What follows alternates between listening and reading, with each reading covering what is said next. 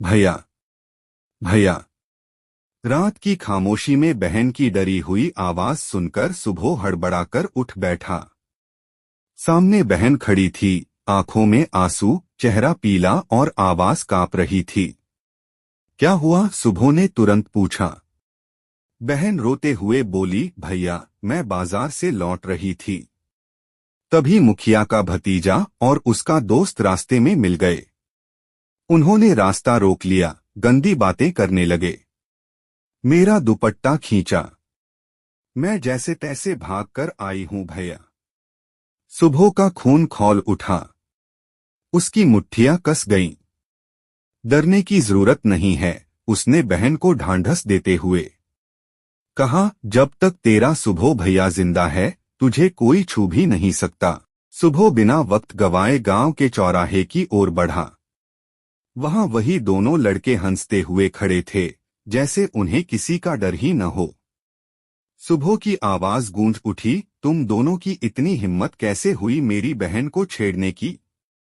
एक लड़का हंस पड़ा, अरे देखो, हमें धमकाने आया है।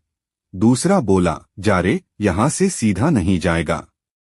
सुबह ने एक कदम आगे बढ़ाया। उसकी आंखों में गुस्सा नहीं, इंसाफ की आग थी। आज अगर मैं चुप रहा तो हर बहन असुरक्षित रहेगी।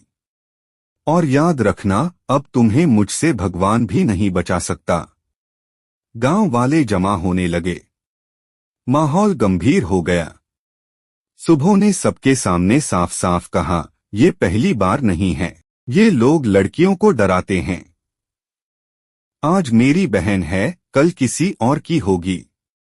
इतने में मुखिया भी आ गए। बिगड़ती देख पंचायत बैठी।